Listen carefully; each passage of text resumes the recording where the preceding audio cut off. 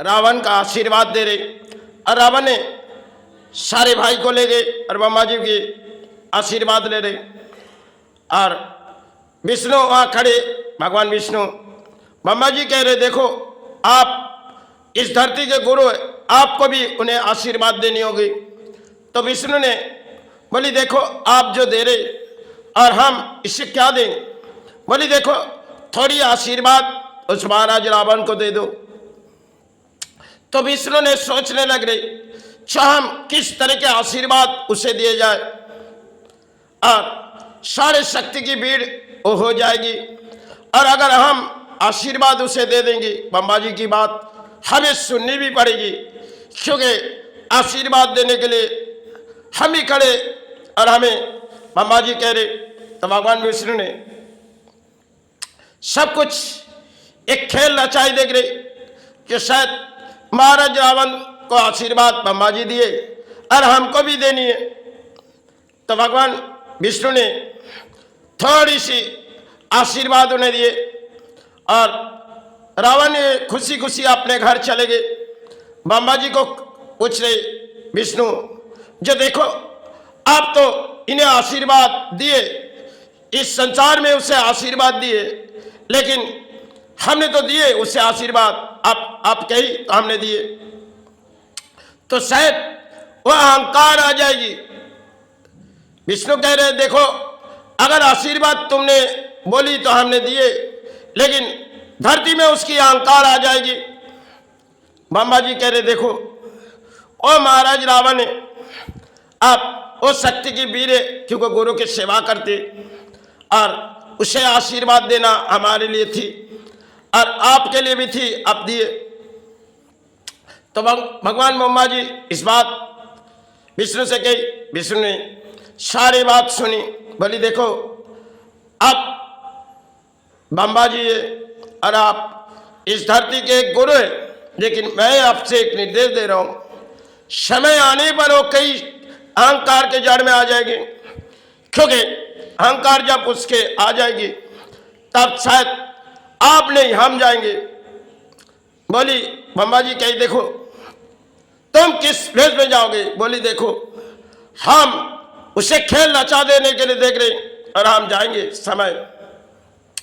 आपने कही तो हमने आशीर्वाद दे दिए, लेकिन हमें भी जानी होगी समय। विष्णु ने इस बात कही और महाराज रावण ने अहंकार के जिद में आ रही सो हमें आकाश पथ तक उड़ी नहीं है, क्योंकि अपने संतान उड़ने की शक्ति पाए और अपने भाई ने, अपने सभी भाई ने विष्णु के आशीर्वाद भी पाए, ब्रह्मा जी के आशीर्वाद। लेकिन महाराज रावण ऐसी हुई सो अहंकार तो हमें कोई मिटा नहीं सकती, क्योंकि उन्होंने हर रचाई खेल में विश्वकर्मा को आदेश दे रहे और विश्वकर्मा ने एक आदेश निभा रहे। लेकिन एक बात रावण ने कही देखो विश्वकर्मा सारे काम तुम पूरे किए, अब एक निर्देश मेरी मानो। बोली कौन से निर्देश। बोली आकाश पथ तक हमारे स्वर्ग की सीढ़ी बना दो, हम यहाँ के महावीर है। तो जब उन्होंने कही विश्वकर्मा सोचने पड़ेगी जिस किस निर्देश हमें निभा दे रही, लेकिन हमें उन गुरु से पूछनी होगी। धरती पर कोई जा नहीं सकते उस धरती पर, रावण ने उस अहंकार के बोली लगा रहे, लेकिन इस निर्देश हमें उस गुरु से पूछने लगेगी। तो विश्वकर्मा ने भरी मोर उन गुरु से पूछने लगी। जब ब्रह्मा जी से कही देखो ब्रह्मा जी आप उसे आशीर्वाद दिए और हमने जो कुछ उसके लिए बनाए सब कुछ महल बना दिए, सब कुछ किए, आप मुझे कुछ फिर से दूसरा निर्देश दे रहे, ये मुझसे नामुमकिन नहीं है।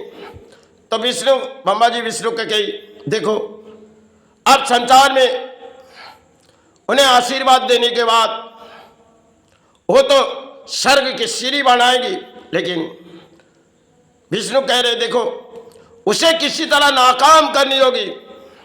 बोली कैसे करोगे। बोली देखो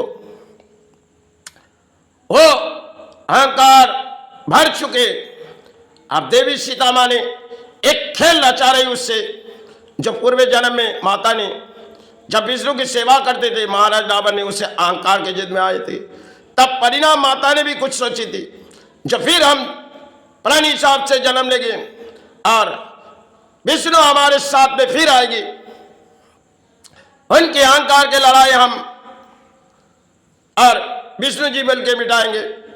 तो शायद समय जब जड़ आई तो भगवान विष्णु पधारे धरती पर, रामचंद्र बन के जब पाए तो शायद महाराज रावण जान नहीं पाए, और माता ने जब आए महाराज रावण जान नहीं पाए।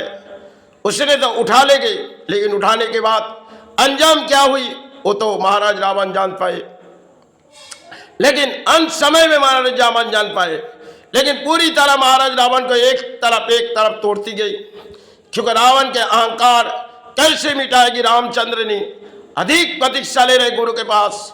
जो तीरों की लड़ाई गुरु ने उसे शुरुआत से दे रहे, और शुरुआत से जब दे रहे तो गुरु ने कहने लगे, देखो राम, तुम इस भूमि पर गुरु, अब तुम्हें उस लड़ाई पे जानी होगी, तुम्हारे तैयार हम कर चुके, अब तुम्हें किसी वनवास जानी होगी।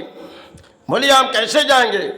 बोली देखो, तुम्हारे पिता कोई निर्देश देगी, और वही निर्देश से तुम वही माता को लेकर चले जाओ, और रावण वहां अहंकार के जद में आएगी, और हमारे पास जो कुछ भी है हम तुम्हें शिक्षा दिए, लेकिन उनके घरों में जो ब्रह्माजी ने अस्त्र दान दिए, उस अस्त्र उसकी भड़ार में पड़ी हुई, अब जाके उसे मिटाने की शक्ति लो। तो शायद काफी समय भगवान विष्णु ने देख रही जो किस खेल रावण ने रचा रही, रामचंद्र बन के सब कुछ एक खेल खेल रही, और आकाश पथ से बम्बाजी देख रही, जब भूमि पर बड़ी तरह से राम की लड़ाई होगी, इस लड़ाई में राम की जीत होगी, क्योंकि विष्णु आप पधारे, और आकाश पथ से सबने फूलों गिरा रही, क्योंकि जगन्नाथ ने जब मैदान पर युद्ध की लड़ाई लड़ रही, सभी ने एक थाली पर फूलों रखी हुई, जो लड़ाई के अंत हो जाएगी, आप रावण मिटे जाएगी, तब भगवान रामचंद्र को हम फूलों गिराएंगे।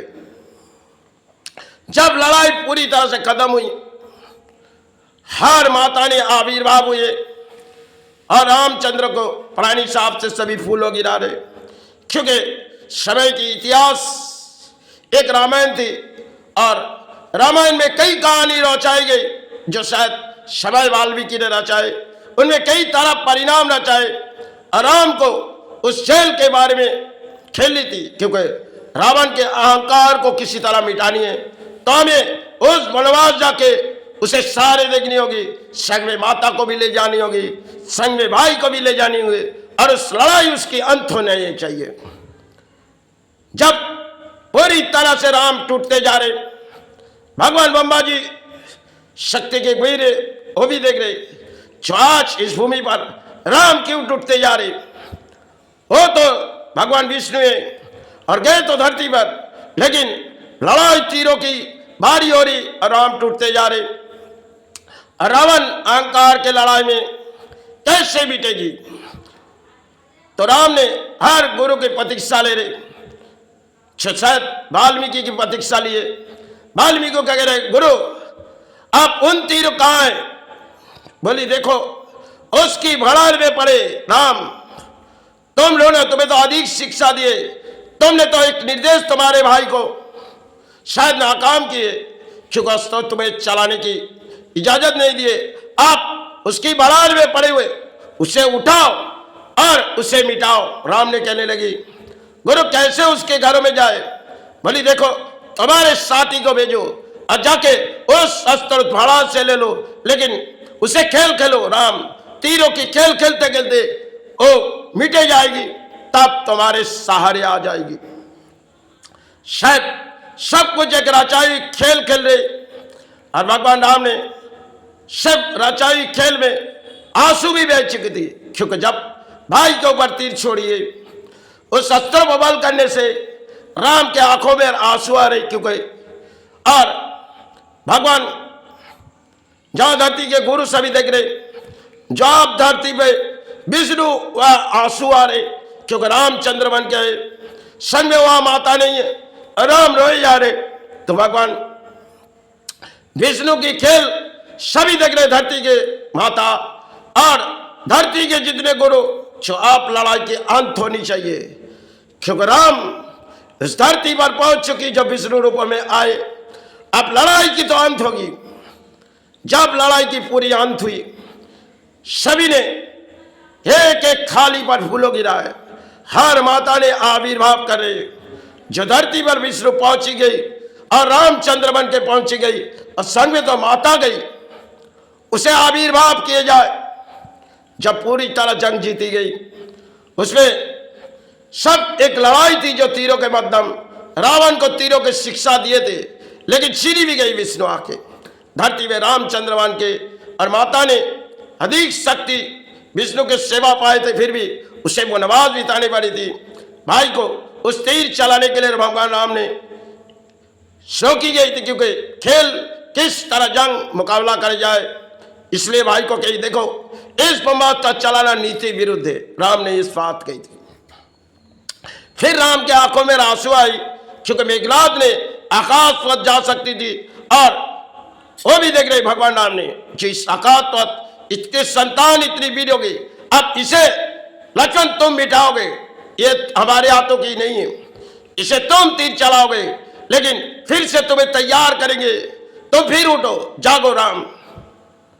तब भगवान राम ने उसे विष्णु रूप में आए तो आंसू आए परानी साहब से।